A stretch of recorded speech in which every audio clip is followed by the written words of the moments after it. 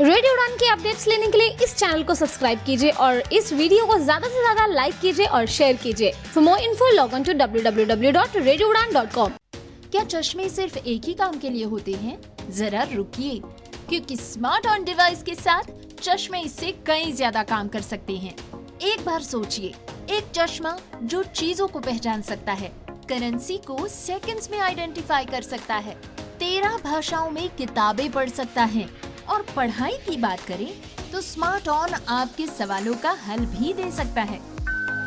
The correct answer is IC4 carat. साथ ही इसका smart I देगा आपको डायग्राम्स, चार्ट्स और ग्राफ्स की पूरी जानकारी। Mode change to smart eye. 5, 4, 3, 2. लेकिन रुकिए, और भी बहुत कुछ है। स्मार्ट ऑन के साथ आपको मिलते हैं नॉन कैमरा फीचर्स भी, जिससे ये बन जाता है आपका सबसे बड़ा दोस्त। व्हाट्सएप इमेजेस का डिस्क्रिप्शन ले, The image is a photograph of a printed exam or quiz paper. AI tutor से पढ़ाई में टॉप करें। The questions cover various topics such as crystal lattice structures. Doc AI के साथ अपनी पढ़ाई और काम के डॉक्यूमेंट्स संभाले। स्मार्ट ऑन ग्लासेस आपके फोन के बैक और सेल्फी कैमरा से भी आसानी से जुड़ सकते हैं। महज 15 ग्राम का ये हल्का डिवाइस स्मार्ट ऑन ऐप के जरिए आपके फोन से जुड़ जाता है और आपको देता है जबरदस्त फीचर्स। लेकिन इससे बेहतरीन बात ये है कि इसे चार्ज करने की कोई जरूरत नहीं। ये आपके फोन से सीधे पावर लेता है, इसीलिए रहता है हमेशा तैयार आपके साथ। एक अच्छी खबर ये है कि ये सब्सिडाइज्ड रेट पर भी उपलब्ध है। आज ही हमारी सपोर्ट टीम से संपर्क करें और स्मार्ट ऑन को अपना बनाएं। नंबर है 917016606884। स्मार्ट ऑन ग्लासेस डिवाइस, आपके जैसी सोचने वाली तकनीक।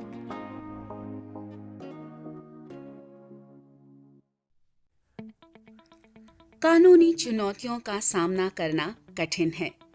अगर आप दिव्यांग हैं तो कानूनी मुद्दे और भी जटिल हो सकते हैं। इसीलिए हम लाए हैं आपके लिए justice connect. Justice connect a pro bono legal advice, यानी निशुल्क कानूनी सलाह। हर गुरुवार शाम 5:30 से 6:30 बजे तक राहुल बजाज और अमर जैन जुड़ेंगे आपसे, ताकि आपको मिले एक अनुभवी, समर्पित और सर्वोत्तम न्याय मार्गदर्शन। जस्टिस कनेक्ट दिव्यांगजन के अधिकार, पारिवारिक न्याय, संपत्ति कानून और शिक्षा कानून में विशेषता रखता है। हर गुरुवार कॉल करें राहुल बजाज 9890281068 पर, अमर जैन 9892622230 पर। जस्टिस कनेक्ट, अब लीगल एड सबके लिए।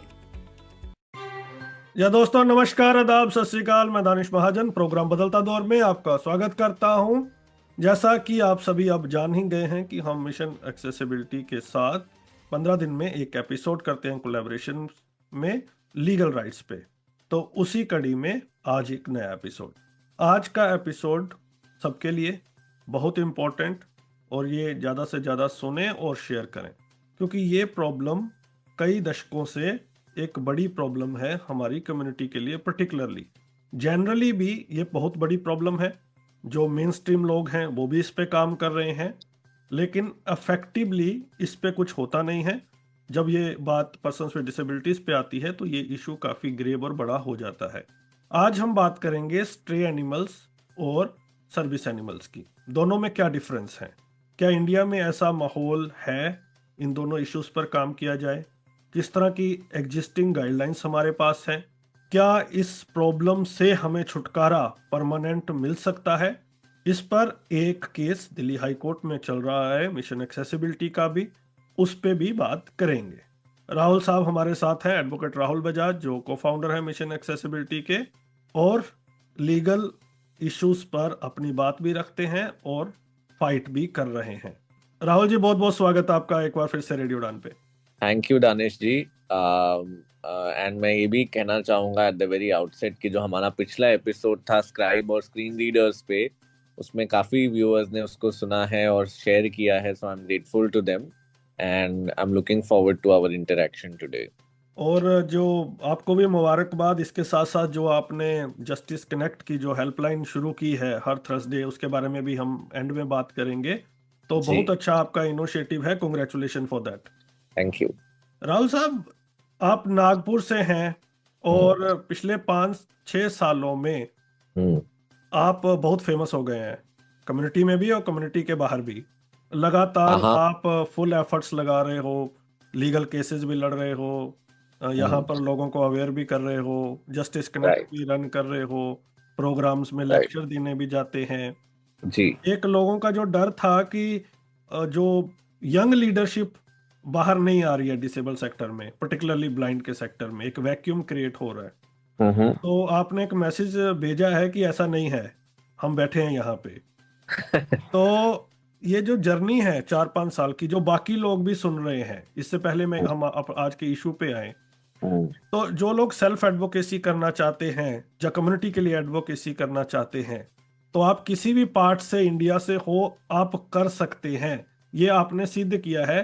तो इसका मूल मंत्र क्या है, और क्या आप लोगों को मैसेज देना चाहेंगे कि कैसे वो भी आपकी तरह कम्युनिटी के कोजेस को टेक अप कर सकते हैं वाइब्रेंटली?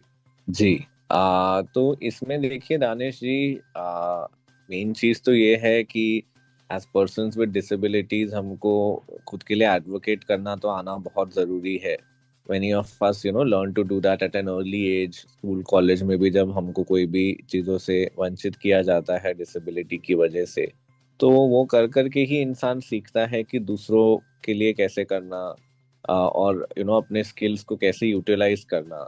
अब इसमें दो तीन मेजर फैक्टर्स रहे हैं मेरी जर्नी में अभी तक, जो हेल्पफुल रहे हैं। एक तो ये है कि जब मैं बाहर गया इंडिया से, तो उस टाइम पे एक अपॉर्चुनिटी मिली कि बाहर के देशों में क्या किस तरीके से चीज़ें होती हैं ये समझने का, और उससे आपको अपने कंट्री में भी क्या है क्या नहीं, वो एक कंपेयर एंड कॉन्ट्रास्ट करने की अपॉर्चुनिटी मिलती है। और थोड़ा सा रिकग्निशन भी मिलता है अगर आपको एक रोड स्कॉलरशिप जैसे अपॉर्चुनिटी मिले। प्लस फिर उसके बाद जब मैं वापस आया, मैंने डॉक्टर जस्टिस चंद्रचूड़ के लिए 1 साल काम किया, and he has also been very kind to me. काफी अपने स्पीचेस वगैरह में उन्होंने हमारे एसोसिएशन के बारे में बोला है, अभी भी बोलते आए हैं। तो उससे भी एटलीस्ट डिसेबिलिटी राइट्स कम्युनिटी में तो काफी लोगों को पता चला कि मैं कौन हूँ, मेरा किस तरीके का काम है। So that was definitely an extremely helpful move from that perspective. And काफी जैसे हमारे कंट्री में जैसे मिस्टर रुंगटा हैं, इतने सालों से उन्होंने 30-40 साल से he has kind of spearheaded the movement along with others for advancement of rights of persons with disabilities. तो उनको काफी मैं गौर से ऑब्जर्व करता हूँ। जैसे मिस्टर रुंगटा का रोज सुबह मैसेज आता है 5-5:30 बजे, जो मैं सुनता हूँ कि किस तरीके से ही एड्रेसिंग पीपल्स ग्रीवेंसेस। एंड बाकी डिसेबिलिटीज में भी हैं, अब हर एक के नाम तो लेना पॉसिबल नहीं होगा, बट उससे एक आइडिया लगता है इंसान को कि क्या basically people want their problems to be solved. अगर उनको लग रहा है कि उनके इश्यूज रिजॉल्व हो रहे हैं, तो ही वो आपके पास वापस आएंगे, तो ही वो अपने इशू, कोई ये नहीं चाहेगा कि बस वो अपना रोना रो रहा है, आप बोलो कि यार आई एम सो सॉरी आपके साथ ये हुआ और फिर घर चले जाओ। People want solutions to their problems. तो हमारा अप्रोच यही रहता है कि हम सॉल्यूशन ओरिएंटेड तरीके से कैसे आगे बढ़ पाए। और अमर जैन भी है मेरे साथ, उनको भी बहुत एक्सपीरियंस है इस तरीके के इश्यूज का 10-12 साल से, तो चल रहा है अभी। बढ़िया, बिल्कुल। तो अमर तो अवेलेबल है 24/7, कभी भी कर बिल्कुल। लो। चलिए, तो अच्छा काम आप लोग कर रहे हैं, एंड होपफुली कई नई चेंजेस हमें कम्युनिटी में देखने को मिलेंगे और नए लीडर्स हमें देखने को मिलेंगे आप लोगों से इंस्पायर होके। बात बिल्कुल। करते हैं आज के मुद्दे की। तो सबसे हम्म। पहले तो हमें समझाएं कि इस पे काफी सवाल हैं मेरे। तो सबसे पहले तो जो केस आपने फाइल किया उसके बारे में बात करते हैं। जी। तो दानिश जी देखिए, हमको काफी लोगों से ये कंप्लेंट्स आ रही थी कि स्ट्रे एनिमल्स की वजह से पर्सन्स विद डिसेबिलिटीज को एक तो ठीक तरीके से अकेले, एक तो वैसे ही आप एक ब्लाइंड इंसान हो तो आपको स्ट्रीट में अकेले जाना घूमना फिरना बहुत ही मुश्किल है इंडिया में। One of the contributing factors to that is the use of stray dogs, the unregulated unchecked movement of stray dog. मतलब कोई भी कहीं पर भी आ जाए, आपको पता भी ना हो। प्लस दूसरा ये है कि हम लोग केन यूज करते हैं, which is use as a stick to turn dogs away. Normally dogs को चेस अवे करने के लिए जो स्टिक यूज की जाती है वो ही उसी को डॉग्स हमारे वाइट केन को वो मिसअंडरस्टैंड करके और वो लोग उतावले हो जाते हैं अगर वो हमको देखें वाइट केन इस्तेमाल करते हुए। तो इससे हमारी वल्नरेबिलिटी बढ़ जाती है। करेक्ट। तो हमको मल्टीपल कंप्लेंट्स आ रहे थे इस चीज पे, जैसे कि Pune university, Fergusson college, JNU से आए थे, and so on and so fourth, right. और हमारे को फाउंडर अमर हैं, उन्होंने खुद भी एक्सपीरियंसेस हमारे साथ शेयर किए थे।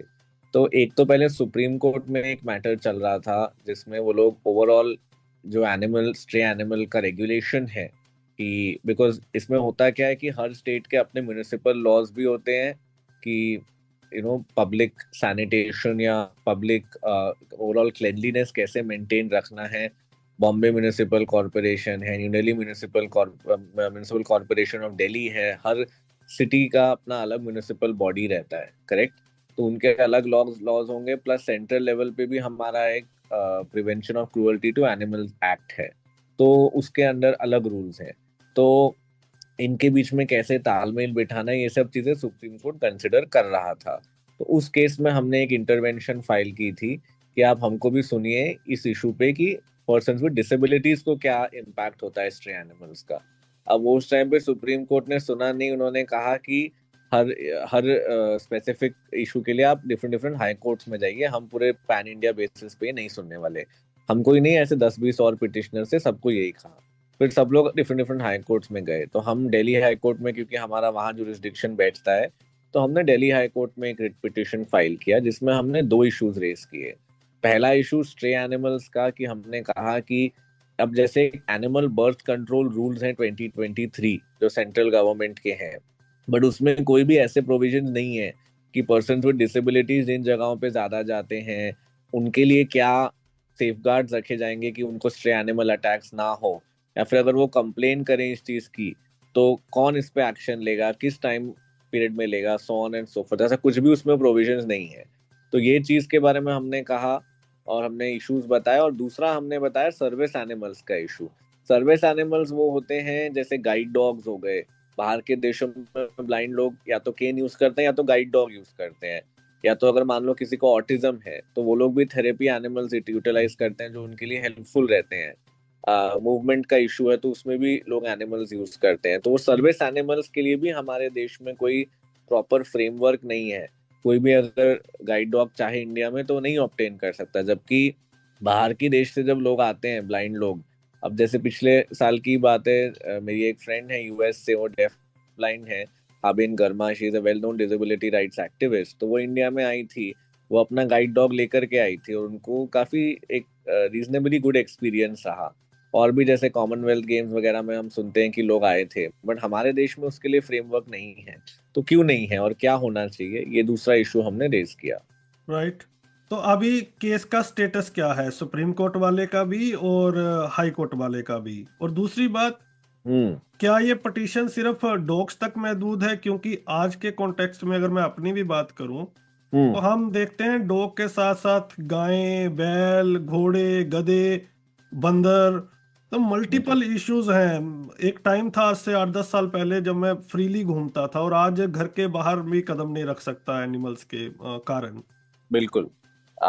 तो दोनों सवालों का मैं जवाब देता हूँ। नंबर 1, ये मैटर जो सुप्रीम कोर्ट वाला था वो तो खत्म हो गया, उन्होंने हाई कोर्ट जाने को बोला, तो इसलिए फिर अब हम हाई कोर्ट में हैं। नहीं, बट ओवरऑल तो उनका रेगुलेशन वाला चल रहा होगा ना, जो नॉर्मल पिटीशन डली हुई है। नहीं, उन्होंने वो डिस्पोज ऑफ कर दिया। अच्छा, उन्होंने डिस्पोज सबको ऑफ कर कहा दिया कि आप रिस्पेक्टिव हाई कोर्ट में जाओ, जो कुछ इश्यूज आपके स्पेसिफिक स्टेट के हैं वो आप उस स्टेट में टेक अप करो, ऐसा बोल के उन्होंने डिस्पोज ऑफ कर दिया। तो अब हाई कोर्ट में हमने पिटीशन फाइल किया, उसमें अभी तक 4 हियरिंग्स हुई हैं। ठीक, सबसे पहले तो कोर्ट ने इशू समझा क्या है, हमने बताया उनको, और काफी सेंसिटिव बेंच थी तो वो पहले से ही समझ गए कि ये बहुत ही इम्पोर्टेंट इशू है। और इनफैक्ट गवर्नमेंट ने भी हमारे को सपोर्ट किया, उन्होंने कहा कि नहीं ये तो जरूर इसके बारे में कुछ ना कुछ करना पड़ेगा। गवर्नमेंट मतलब इसमें हमने 2 पार्टीज बनाए थे, एक तो डिपार्टमेंट ऑफ एनिमल हस्बेंड्री जो सेंट्रल गवर्नमेंट में है क्योंकि एनिमल्स का इशू है, और एक DEPWD जो हमारा डिसेबिलिटी डिपार्टमेंट है। दिल्ली गवर्नमेंट को भी इसमें म्युनिसिपल कॉर्पोरेशन ऑफ दिल्ली को भी कोर्ट ने इन्वॉल्व किया, और उन्होंने जो पहले ही हियरिंग में जो चीफ सेक्रेटरी हैं दिल्ली गवर्नमेंट के, उनको कहा कि आप नेक्स्ट हियरिंग में खुद अटेंड करो और हमको बताओ कि इस पे आप क्या कर रहे हो, जो कि मतलब चीफ मिनिस्टर से नीचे चीफ सेक्रेटरी ही होता है, तो it's a very high level functionary, right. फिर सेकंड हियरिंग जब हुई तब चीफ सेक्रेटरी को पता ही नहीं था कि उनको आना था, उनकी तरफ से किसी ने, ब्यूरोक्रेट ने बोला कि वो किसी मीटिंग में है ये वो। तो और DPWD वालों ने कहा कि ये स्टेट लेवल इशू है जो हर एक स्टेट को इंडिविजुअली करना रहेगा, हम अपनी तरफ से ये मतलब ये प्रोविजंस हैं एक्ट के जिसमें पर्सन्स विद डिसेबिलिटीज को क्रूअल्टी से बचाया गया है, वायलेंस से बचाया गया है, तो स्ट्रे एनिमल्स का इशू तो है जिसमें इसको एड्रेस करना जरूरी है, और जो कुछ हमसे हेल्प चाहिए हम दे पाएंगे, ऐसा बोल के उन्होंने रोक दी अपनी बात। फिर कोर्ट ने ऐसा कहा चीफ सेक्रेटरी को कि आप मीटिंग्स रखो, और उसमें municipal corporation of Delhi, new Delhi municipal council, cantonment board, animal welfare board of India रहता है, उनको भी और मुझे और अमर को भी मौका दिया उस मीटिंग में जाने का। ठीक, ये बोल के कि आप लोग एक मीटिंग रखो और ये इश्यूज को थ्रैश आउट करो कि क्या करना है, इस पे क्या गाइडलाइंस लानी है। अब जब हम गए मीटिंग के लिए, उन लोगों को पता ही नहीं था कि हमको आना भी था, तो वहाँ पे कोई सपोर्ट पर्सन नहीं था कि as persons with visual disabilities हमको गाइड करने के लिए हम खुद के ड्राइवर के साथ ही मीटिंग तक के रूम तक गए। एंड मतलब उनको तो लग रहा था कि हमको अलाउड भी नहीं था मीटिंग में आना। फिर हमने बताया कि नहीं, हमारा नाम भी ऑर्डर में रिकॉर्डेड है, तो फिर उन्होंने हमको अलाउ किया। But chief secretary was very gracious, उन्होंने ऑर्डर पढ़ा और एक कंस्ट्रक्टिव डिस्कशन हुई कि क्या किया जा सकता है, कि शॉर्ट टर्म मेजर्स क्या लिए जा सकते हैं, लॉन्ग टर्म मेजर्स क्या लिए जा सकते हैं, जिसमें मैं आता हूँ 1 मिनट में। तो ये पहली मीटिंग हुई, इसमें कुछ कंक्लूसिव नहीं हुआ, बस एक बातचीत हुई कि ये भी इशू है वो भी इशू है। अब दूसरी जो मीटिंग थी उसमें उन्होंने एक स्टेटस रिपोर्ट बनाई, जिसमें उन्होंने कहा कि शॉर्ट टर्म इश्यूज जो हमको एड्रेस करने होंगे वो ये होंगे कि जैसे स्पेसिफिक फीडिंग स्पॉट्स होने चाहिए, ऐसा ही नहीं कि कोई कहीं पर भी डॉग को खाना दे रहा है। नंबर 2, ये इंश्योर करना जरूरी है कि अनचेक्ड अगर कि मान लो जैसे लोग खाना डालते हैं ऐसे कहीं पर भी, तो वो चीज को रोका जाए, एनिमल्स को वो अलाउ नहीं किया जाएगा। तीसरा ये कि पर्सन्स विद डिसेबिलिटीज के लिए स्पेसिफिकली कुछ एरियाज बनाए जाएं, मतलब जैसे एक मान लो एम्स हॉस्पिटल की बात हुई थी कि एक स्पेसिफिक गेट उसमें रखा जाए कि जहाँ से पर्सन्स विद डिसेबिलिटीज आ जा सके, ताकि एटलीस्ट उस गेट पे ऐसा इंश्योर किया जा सके कि वहाँ पे एनिमल्स का काइंड ऑफ मूवमेंट लेस हो। फिर उसके बाद एक एनिमल हेल्पलाइन है, उसको एक्टिवेट किया जाए ताकि मतलब टू चेक कि वो एक्चुअली काम कर रही है, ऐसे ही नहीं कि बस रखी हुई है। तो ये सब कुछ शॉर्ट टर्म मेजर्स थे। अब लॉन्गर टर्म मेजर्स जो है, उन्होंने कहा इसमें रेगुलेटरी मेजर्स है, इन्वायरमेंटल मेजर्स है, अवेयरनेस जनरेशन मेजर्स है, हजार मतलब 4-5 तरीके के मेजर्स उन्होंने ले आउट किए रिपोर्ट में ही कि क्या लेने पड़ेंगे। जैसे कि फॉर एग्जांपल स्टेरिलाइजेशन, अब वो ठीक तरीके से हो नहीं रहा है एनिमल्स का, तो उनको स्टेरिलाइज करना इम्पोर्टेंट है। दूसरा ये कि animal birth control centres Delhi में 20 ऐसे सेंटर्स हैं, बट उनको कुछ उनका सर्टिफिकेशन का प्रॉब्लम था, इस वजह से वो प्रॉपर्ली फंक्शन नहीं कर रहे, तो उनको एक्टिवेट करना। फिर उसके बाद एक पब्लिक अवेयरनेस कैंपेन रन करना इस इशू पे कि कैसे पर्सन्स विद डिसेबिलिटीज को स्ट्रे एनिमल से क्या इम्पैक्ट पड़ता है, ताकि लोग भी इसको ध्यान में रखें और एटलीस्ट जैसे मान लो पेट डॉग्स हैं तो उनको ठीक तरीके से रखें, ऐसे नहीं कि वो पर्सन्स विद डिसेबिलिटीज को अफेक्ट करे। तो ये short term and long term measures इन्होंने ले डाउन किए। बट इशू ये था कि मतलब बस एक लिख के छोड़ दिया कि ये भी करना पड़ेगा वो भी करना पड़ेगा, बट कौन करेगा, कितने टाइम पीरियड में करेगा, इस पे कुछ नहीं लिखा था। तो कोर्ट ने फिर उनको कहा कि ये दिस इज नॉट एक्सेप्टेबल। आप एक प्रॉपर टाइमलाइन, मतलब ये तो मेजर्स तो आपके सही हैं, तो विच इज गुड कि आपने इतना सब किया, बट आप एक टाइमलाइन बताइए कि आप काइंड ऑफ कितने ड्यूरेशन में होगा और कौन स्पेसिफिकली करेगा, और आप हमारे को एक स्टेटस रिपोर्ट फाइल करके दीजिए, राइट। तो ये हुआ सेकेंड हियरिंग में, इनफैक्ट सॉरी थर्ड हियरिंग में हुआ ये चीज। फिर उसमें और आपने पूछा था एक और एस्पेक्ट जिस पे मैं अभी आ जाता हूँ कि सिर्फ डॉग्स का ही है या बाकियों का भी है। तो हमने जो जनरली स्ट्रे एनिमल्स पे बोला है, बट कोर्ट का अभी तक फोकस डॉग्स और मंकीज पे रहा है। तो मंकीज का जहां तक सवाल है, Asola Bhati wild life sanctuary है दिल्ली के बाहर। वहां पे कोर्ट ने कहा है कि जो भी स्ट्रे मंकीज हैं दिल्ली में, उनको सबको ले जा करके वहां पे रखा जाएगा। और ये चीज ऑलरेडी ये ऑर्डर आ चुका है। बाकी गाय वगैरह का अभी एज सच फोकस नहीं हुआ है, बट उस पे भी मैं आपसे इशू समझ के वो भी हम टेकअप कर सकते हैं जब नेक्स्ट हियरिंग होगी। अब इसके बाद ये हो गई बात। अब सर्विस एनिमल्स के इशू पे भी हमने कोर्ट को कहा और उन्होंने गवर्नमेंट से एक स्टेटस रिपोर्ट मांगी कि आप इस चीज पे क्या कर रहे हो, क्योंकि सर्विस एनिमल के रेगुलेशन पे। तो अब जो चौथी हियरिंग हुई थी, जो लास्ट हियरिंग थी मैटर में, इसमें जो स्ट्रे एनिमल वाला इशू है उस पे गवर्नमेंट ने ऐसी कोई बिना ज्यादा सोचे समझे एक रिपोर्ट फाइल कर दी दिल्ली गवर्नमेंट ने, जिसमें उन्होंने बस यही कहा कि हम कोई एक डॉग कैचर के लिए कुछ एक एडवर्टाइजमेंट इशू कर रहे हैं। तो कोर्ट ने कहा इससे बात नहीं बनती, आपको स्पेसिफिकली बताना है कि आपने पिछले हियरिंग के बाद क्या किया है, एक प्रॉपर एफिडेविट फाइल करो। तो ये एक चीज बोली कोर्ट ने दिल्ली गवर्नमेंट को। और सेंट्रल गवर्नमेंट को ऐसा बोला कि डीईपीडब्ल्यूडी ने उन्होंने अपने एफिडेविट में केवल इतना ही लिखा था, जैसे कोर्ट ने कहा था कि सर्विस एनिमल्स के लिए रेगुलेशंस होने चाहिए, तो गवर्नमेंट ने कहा हाँ होने चाहिए बस इतना ही बोला। और उन्होंने कहा कि डिपार्टमेंट ऑफ एनिमल हस्बेंड्री ये बनाएगा। तो कोर्ट ने कहा ये तो कोई बात नहीं बनी, हम बोल रहे हैं होने चाहिए, आप बोल रहे हो हाँ होने चाहिए, इससे थोड़ी बात आगे बढ़ने वाली है। अब स्पेसिफिकली बताओ कि आप क्या गाइडलाइंस बनाने वाले हो। और ये डिसेबिलिटी का इशू है, ये मतलब एनिमल हस्बेंड्री का इशू नहीं है। जैसे कोर्ट ने उदाहरण दिया कि डॉग्स होते हैं पुलिस में, राइट, उनका रेगुलेशन पुलिस डिपार्टमेंट करता है, जो जो सेफ्टी के लिए डॉग्स होते हैं। तो सिमिलरली डिसेबिलिटी के जो सर्विस एनिमल्स हैं उनका रेगुलेशन डीईपीडब्ल्यूडी करेगा। तो उन्होंने बोला कि आप गाइडलाइंस बनाओ और इनको हमारे सामने प्लेस करो नेक्स्ट हियरिंग में, जो अभी फरवरी में है आई बिलीव समटाइम। तो that is what it is. Great. अब ये बताएं कि ये तो सारा इस केस के बारे में हुआ, और हम लिसनर्स को बता दें अभी हम ये दिल्ली की बात कर रहे हैं। स्ट्रे एनिमल्स पे दिल्ली की बात कर रहे हैं, जबकि सर्विस एनिमल्स पे अगर कोई गाइडलाइन आएंगी तो वो पैन इंडिया रहेंगी, क्योंकि वो डीपीडब्ल्यूडी बना रहा है। करेक्ट। तो सर्विस पे वाले पे तो हम बाद में बात करेंगे, उसकी तो जी। चर्चा ही अभी शुरू हुई है उस चीज की। तो जी पहले हम स्टे वाले को ही डील करते हैं। बिल्कुल। तो इसमें मुझे ये बताएं, इसमें हमने देखा है कि जितने विक्टिम पर्सन्स विद डिसेबिलिटीज हैं उतने ही नॉन डिसेबल्ड भी हैं। हम जी आए दिन न्यूज़पेपर में पढ़ते हैं किसी कुत्ते ने किसी को काट लिया, वो बच्चा मर गया, या उसको 70 टांके आए, 80 टांके आए। बिल्कुल जेएनयू में ब्लाइंड लोगों ने पहले भी इसको लेके फाइट किया है, जेएनयू में बिल्कुल। बड़ा इशू रहा है कुत्तों का।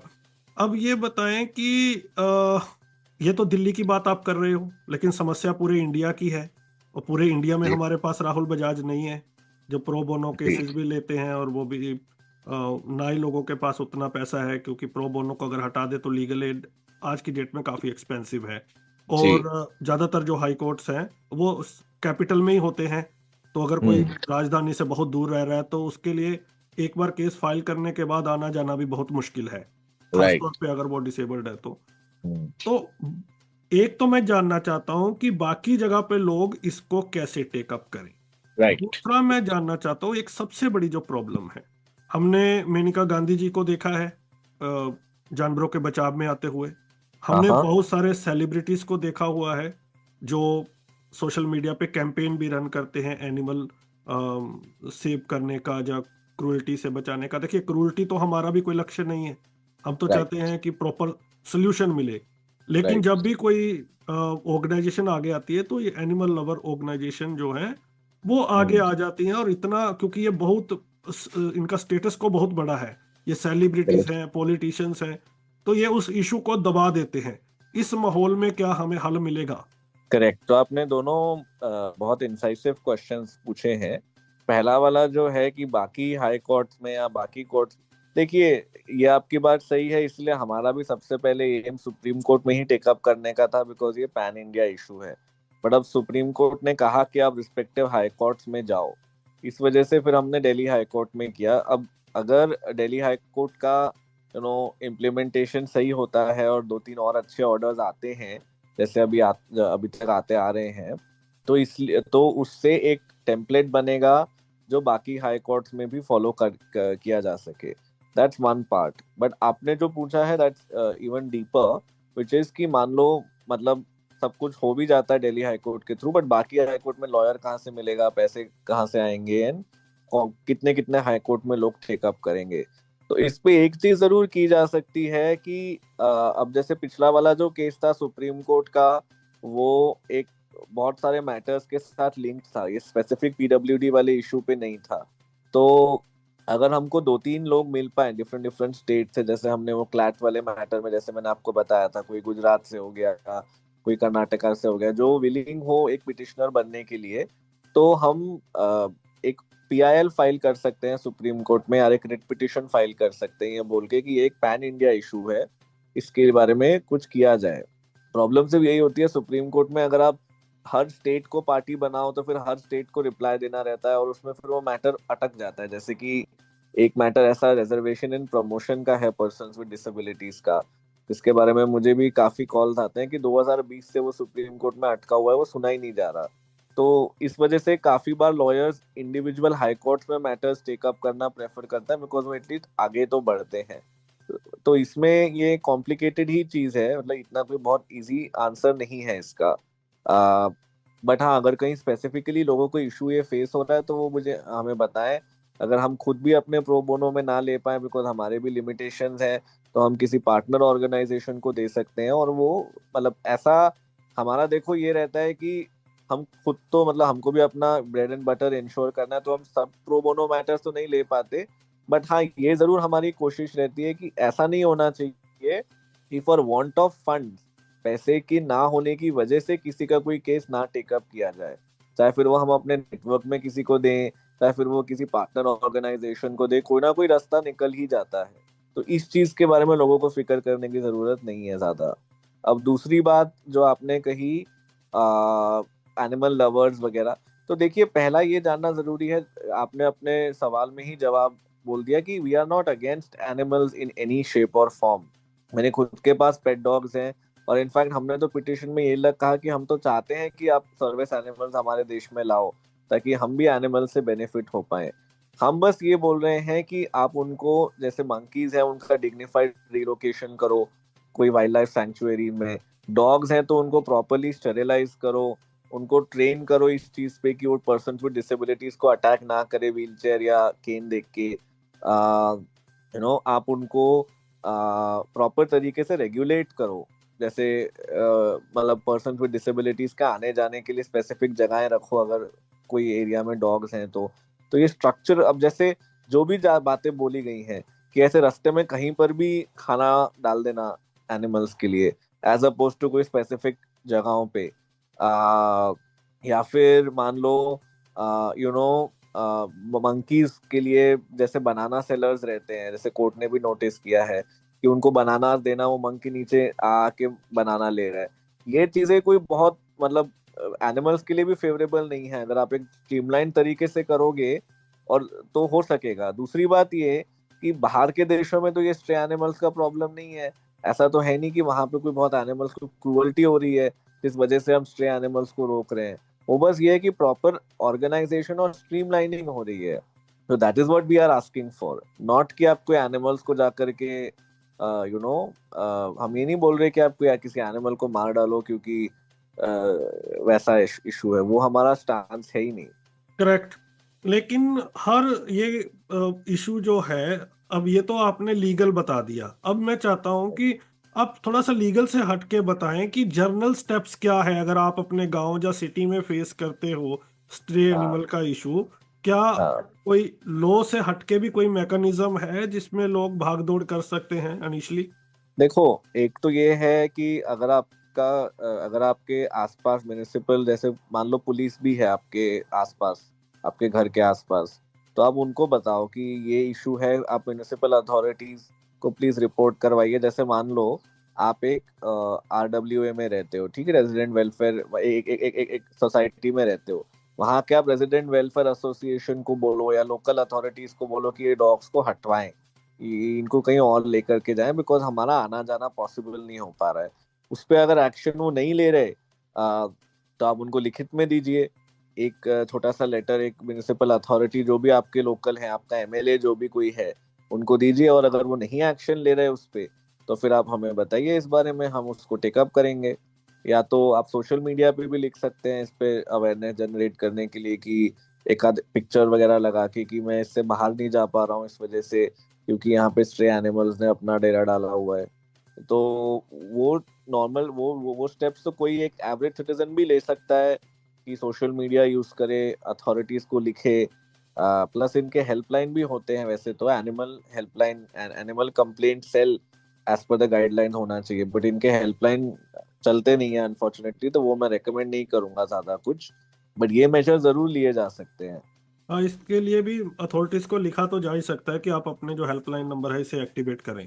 बिल्कुल। और एक चीज हमने ये कही थी कि आप एक स्पेसिफिक हेल्पलाइन रखो पर्सन विद डिसेबिलिटीज के लिए म्युनिसिपल अथॉरिटी में, कि जहाँ पे वो रिपोर्ट कर पाए जो जो एरियाज में एनिमल्स ज्यादा हैं, स्ट्रे एनिमल, जहाँ पर्सन विद डिसेबिलिटीज हैं। उस पे एक हमको पुशबैक ये मिला कि कहीं पर भी आप देखोगे तो पर्सन विद डिसेबिलिटीज तो होंगे ही। तो अगर आप ये बोल के चलते हो कि जहाँ जहाँ पर्सन विद डिसेबिलिटीज ज्यादा है वहां वहां पे स्ट्रे एनिमल्स कम रखें, तो ये कैसे हो पाएगा, बिकॉज पर्सन विद डिसेबिलिटी तो सब तरफ ही है। तो वो एक बात है, बट स्टिल अगर आपके लोकेलिटी में है तो आप इतना तो बोल ही सकते हो यार कि इनको हटाया जाए यहाँ से। और अगर वो नहीं मान रहे तो फिर उसको बताइए हमें, and will see what can be done in that matter. कई इश्यूज इंडिया में ऐसे हैं, खासतौर पे ये वाला इशू भी, इसमें लोगों का सहयोग चाहिए। ये अवेयरनेस का बहुत बड़ा खेल है। यस।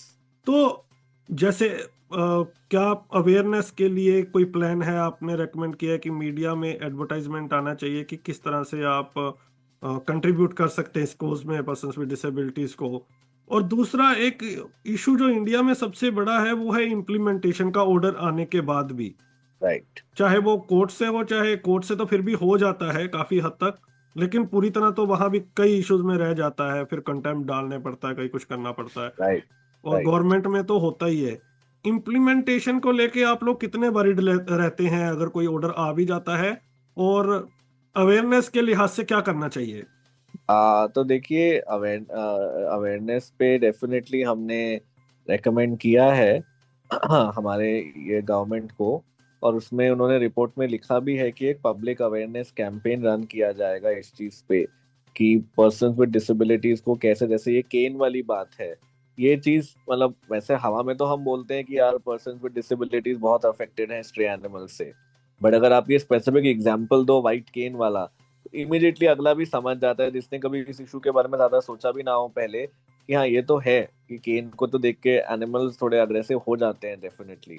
तो इस तरीके के एग्जांपल्स अगर हम साइट करके कुछ वीडियोस बनाएं, पब्लिक डोमेन में रेडियो पे चलाएं, टीवी पे चलाएं, तो इससे बहुत फर्क पड़ेगा। So they were in support of this, and it should be done definitely. इसमें आई थिंक डिसेबिलिटी कमिश्नर्स का भी बहुत इंपॉर्टेंट रोल है, बिकॉज अल्टीमेटली वो लोग ऐसे लोग हैं कि जो म्युनिसिपल अथॉरिटीज के पीछे लग लग के ये चीजें करवा सकते हैं। जो आपने इम्प्लीमेंटेशन का भी बात की, तो definitely it is always a cause of concern, कि मान लो कोर्ट ने कुछ रैपिडो जैसे एक हो गया, लोग हमको बोलते हैं कि आपका रैपिडो के अगेंस्ट 2 साल से केस चल रहा है, या फिर फलाना के अगेंस्ट इतने टाइम से केस चल रहा है। सिर्फ केस चलाने से क्या होता है, मतलब हमको ग्राउंड लेवल पे चेंज देखना आवश्यक है। And it is understandable. I mean, that frustration is not misplaced, because ultimately people want to see results. But it is a slow process. I mean, there is no denying the fact कि उन लोगों को भी comply करने में एक inertia रहता है, तो पीछे लग लग के कराना पड़ता है डेफिनेटली। जैसे कोर्ट्स में जैसा आपने बताया कंटेम्प्ट के थ्रू, या फिर otherwise disability commissioners have to be involved in this, and at least at the level of the CCPD, तो जब भी हमने उनको अप्रोच किया है, we have received supportive responses from them in these kinds of issues. तो जाजा state में commission, ये भी एक बात हमने इस केस में भी उठाई थी कि दिल्ली में तो अभी कमिश्नर ही नहीं है, तो ये एक प्रॉपर रोल जो कोऑर्डिनेशन का है इन चीजों में, वो कौन प्ले कर सकता है? हमारे जैसी organisations, there is a limit up to which we can do it. Right. तो अभी उन्होंने एडवर्टाइजमेंट भी इशू किया है SCPD के लिए दिल्ली में। तो दो चीजें हैं जो फिर हम सर्विस वाले इशू पे आते हैं। एक तो ये बताएं कि आपने हर चीज की बात की, लेकिन ये बात नहीं की, आपने टाइमलाइन की बात की कि एक टाइमलाइन होना चाहिए इसको कंप्लाई करने का। तो राइट। आपने ये नहीं बताया कि अगर कंप्लाई नहीं करते तो अगेन जो ज्यादातर ऑर्डर्स में आया है, वायलेशन अगर होती है तो फिर क्या क्या? तो अथॉरिटीज अगर वायलेट करें या हाँ हाँ, अगर ऑर्डर का कंप्लायंस नहीं होता है अथॉरिटीज की ओर से, तो जैसे आपने क्या उसकी भी मांग की है कि भाई अगर कंप्लायंस नहीं होता तो फिर से हमें कोर्ट में ही आना पड़ेगा, या कुछ पेनल्टी या कुछ फाइन्स वगैरह उन पे इम्पोज होंगे, जो भी कोर्ट का फंडामेंटल ऑर्डर आता है लास्ट में। और राइट। दूसरा, क्या आपकी अंडरस्टैंडिंग क्या बनी है अभी तक सेक्टर में काम करके? क्या स्टेट्स बहुत ही वीक हैं डिसेबिलिटी इश्यूज पर एज कंपेयर टू सेंटर? तो क्या ये डिसेबिलिटी सब्जेक्ट स्टेट सब्जेक्ट होना हमारे लिए फायदेमंद है, या इसको सेंटर में आ जाना चाहिए? राइट। तो जहां तक पहला वाला आपका सवाल है, देखिए, अभी कोर्ट ने चीफ सेक्रेटरी को खुद प्रेजेंट रहने को कहा था और मीटिंग रखाने को कहा था। और ऐसा नॉर्मली होता नहीं है, मतलब 10 में से मान लो 1 या 2 केस में ही ऐसा होता है कि कोर्ट चीफ सेक्रेटरी लेवल के फंक्शनरी को कह रहा है कि यार आप इस इशू पे कुछ करो। तो वो in end of it self काफी ज्यादा प्रेशर डालने वाली बात है। और अभी उन्होंने एफिडेविट सेटिस्फैक्टरी फाइल नहीं किया है, बट कोर्ट का मॉनिटरिंग में कोई चीफ सेक्रेटरी भी ये नहीं चाहेगा कि वो कोर्ट्स के रॉन्ग बुक्स में जाए। तो इसलिए अभी तो कोर्ट मॉनिटर ही कर रहा है। तो उस पे मतलब अभी तो इसलिए ऑनगोइंग मैटर, ऐसा नहीं कि कोर्ट ने डायरेक्शन दे के बंद कर दिया मैटर कि चलो देखेंगे क्या होता है। तो वो एक बात है। दूसरा, जब फाइनल जजमेंट आ जाएगा उसके बावजूद अगर एक ऐसा फीलिंग आता है हमें कि नहीं कंप्लायंस हो रहा है, तो जैसा आपने पहले ही कहा था, कंटेम्प्ट प्रोसीडिंग्स तो फाइल की जा सकती हैं, और उसमें इमीडिएटली ही फाइल करने पे ही नॉर्मली अथॉरिटीज कंप्लाई, बिकॉज कोई नहीं चाहता कि मेरा नाम कोर्ट में ड्रैग हो, उनके सर्विस रिकॉर्ड्स खराब हो एंड सो ऑन। तो वो एक बात है। दूसरा, जो आपने पूछा कि डिसेबिलिटी एज ए स्टेट, तो देखिए सेंट्रल लेवल पे भी ऐसा, ये मैं आपका एक परसेप्शन, मतलब मैं डिफर करना चाहूंगा कि होता क्या है कि मैंने ये देखा है कि एट अ जनरल लेवल तो सब लोग पॉजिटिव टर्म्स में ही बात करते हैं इश्यूज के बारे में, बट एक स्पेसिफिक इशू को जब आप कोर्ट में टेकअप करते हो तो डीपीडब्ल्यूडी के लॉयर्स भी, ऐसा नहीं ही होता है जनरली कि वो लोग भी कोई सपोर्टिव स्टांस लेते हैं। या तो उनके लॉयर्स आते ही नहीं है, और अगर आए तो वो एक एडवर्सेरियल स्टांस ही लेते हैं काफी बार। कुछ कुछ मैटर्स में होता है कि वो पॉजिटिव स्टांस ले, जैसे ये क्लैटन एआईबी वाले मैटर में उन्होंने कहा कि टेक्नोलॉजी का वो भी सपोर्ट करते हैं यूज एग्जाम्स में। बट काफी मैटर्स में, जैसे डिसेबल्ड का आईपीएस से एक्सक्लूजन था, वो मैटर मैं कर रहा था, या फिर अदरवाइज भी अभी रिसेंटली एक और चलता आ रहा है वो सेरिब्रल पॉल्जी वाला मैटर, जिसकी हैंडराइटिंग ठीक से समझ नहीं पा रहे प्रोफेसर बिकॉज उसको सेरिब्रल पॉल्जी है। इन तरीके के मैटर, क्योंकि लॉयर्स को ये लगता है कि यार हमारा तो काम अपोज करना है, हमको तो पैसा उसके लिए मिल रहा है। तो चाहे गवर्नमेंट पॉजिटिव ही अप्रोच रखती हो, उनके लॉयर्स तो नॉर्मली वो नहीं करते। तो ये एक चीज मैं बताना चाहूंगा जो मेरा ग्राउंड लेवल एक्सपीरियंस है। सेंटर वर्सेस स्टेट्स का ये कहना मुश्किल होगा मेरे लिए कि कौन वीकर है कौन स्ट्रॉन्गर है। बट हाँ, ये चीज जरूर है कि constant monitoring and compliance, kind of constant monitoring जरूरी रहती है कंप्लायंस की, नहीं तो चीजें ढीली पड़ जाती हैं। So that is right. Definitely an ongoing cause of concern. अब आते हैं सर्विस डॉग में। यस। क्या प्रैक्टिकल है इस इशू को लेके? पहले तो हमारे पास स्ट्रे एनिमल्स का ही एक बहुत बड़ा इशू है। राइट। और जब स्ट्रे एनिमल्स का जब ऑनगोइंग इशू के बीच में दोनों चीजें ये को एग्जिस्ट कर सकती हैं क्या? क्योंकि अगर राइट। गाइड डॉग आता है तो यहाँ देखते हैं हम, एक कुत्ता आता है 5 पीछे भागने शुरू कर देते हैं। तो राइट। सिमिलर केस बाकी एनिमल्स का भी है। राइट। दूसरा, क्या हमारे पास उस तरह का इंफ्रास्ट्रक्चर है? आपको नहीं लगता कि ये डिमांड आपकी प्रैक्टिकल नहीं है आज के कॉन्टेक्स्ट में? हाँ, ये आई एम अवेयर कि ये पुशबैक है इसके अगेंस्ट। एंड मैंने 10-12 साल पहले इस चीज पे एक एक्सेस इंडिया पे भी थ्रेड शुरू किया था, तो तब भी लोगों ने ये कहा था कि इंडियन कंडीशंस में ये प्रैक्टिकल नहीं है। बट मैं ऐसा नहीं मानता हूँ। आई डू फील कि step by step it can be done.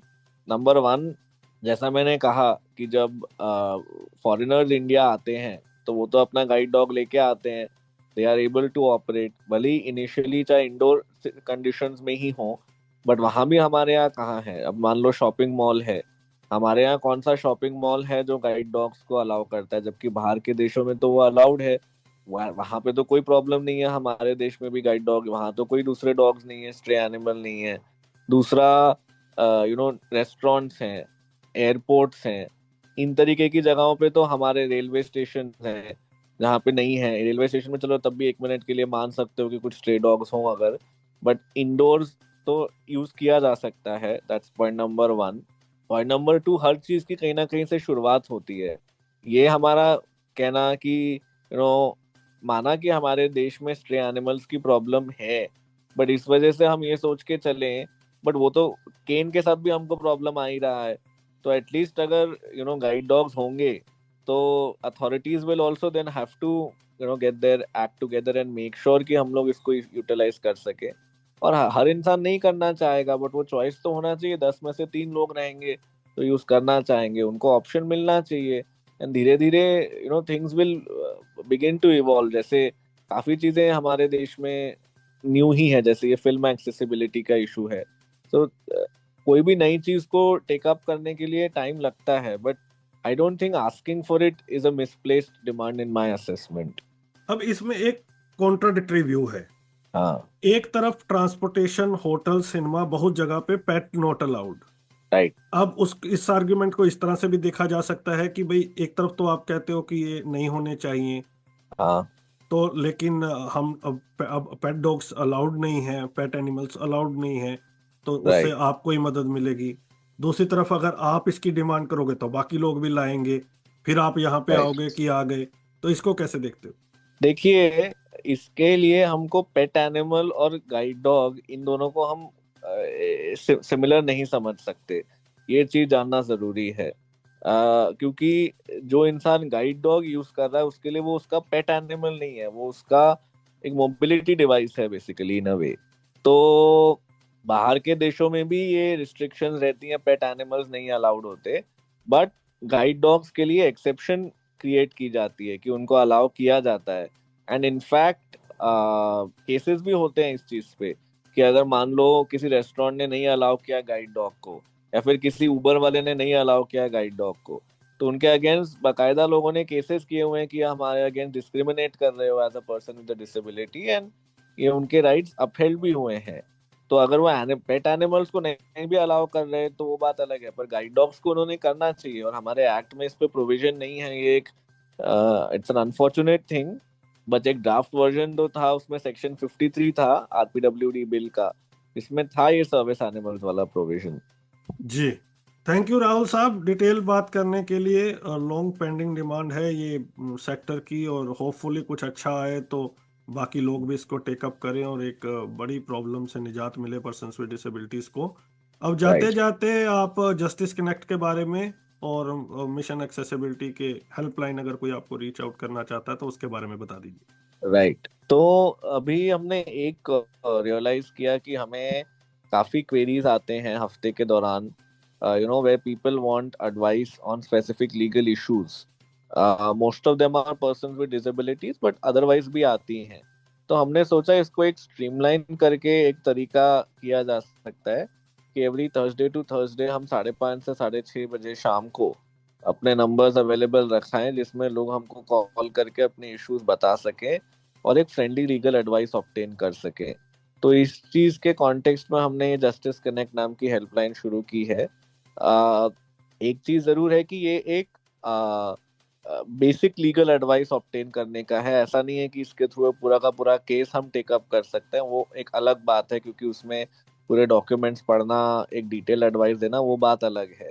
But एक जनरल एडवाइस लोगों को चाहिए हो कि यार मेरे केस में ऐसा है कि कोई केस बन पाएगा क्या, या क्या आपकी राय है, कितना पैसा लगेगा, कौन से कोर्ट में जाना पड़ेगा, कितना टाइम लगेगा, इस तरीके के जो लोगों के क्वेश्चंस होते हैं उनके बेसिक आंसर्स हम इसमें प्रोवाइड कर सकते हैं। और इसमें एडवोकेट अमर जैन है, जिनका नंबर है 9892622230, 9892622230, और मैं हूँ, मेरा नंबर है 9890281068, 9890281068।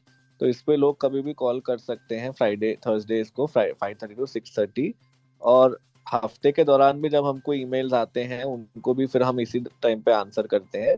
ऑफ कोर्स 1-on-1 कंसल्टेशन किसी को हमारे साथ रखानी है डिटेल में तो वो अलग बात होगी, और वो चार्जेबल बेसिस पे भी होती है नॉर्मली, बट ये एक प्रोबोनो इंटरवेंशन है जो हम मास लेवल पे लोगों को लीगल एडवाइस देना चाहते हैं जिसके थ्रू। करेक्ट। एक बार अपनी ईमेल आईडी भी शेयर कर दें। हाँ जी, ईमेल आईडी है missionaccessibility@gmail.com।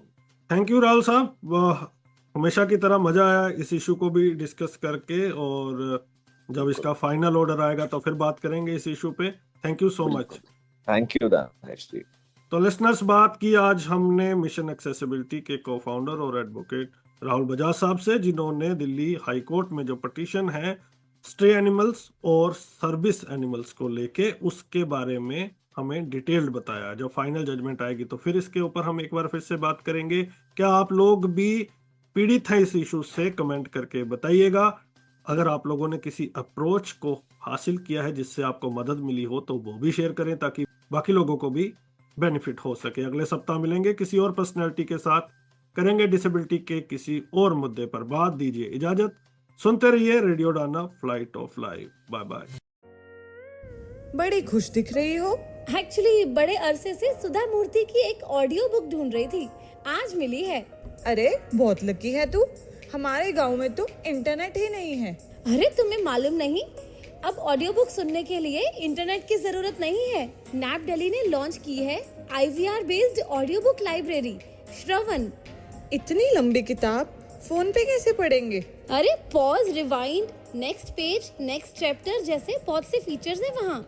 अच्छा, तो मुझे कॉल कहाँ करना होगा? ये नंबर अपनी कॉन्टैक्ट लिस्ट में सेव कर ले, 080-711-75215। लाइब्रेरी की मेंबरशिप भी है कोई? हाँ, सिर्फ नैप दिल्ली की मेंबरशिप ही काफी है। इससे रिलेटेड अगर ज्यादा जानकारी चाहिए तो 8826261166 पर कॉल कर सकती हो। और हाँ, अपना डिसेबिलिटी सर्टिफिकेट रेडी रखना। थैंक्स फॉर द इन्फॉर्मेशन यार, फिर तो मुझे आज ही नैप दिल्ली की मेंबरशिप लेनी होगी। तो अगर आप भी IVR based audio book library का लाभ उठाना चाहते हैं तो आज ही कॉल करें 080-711-75215।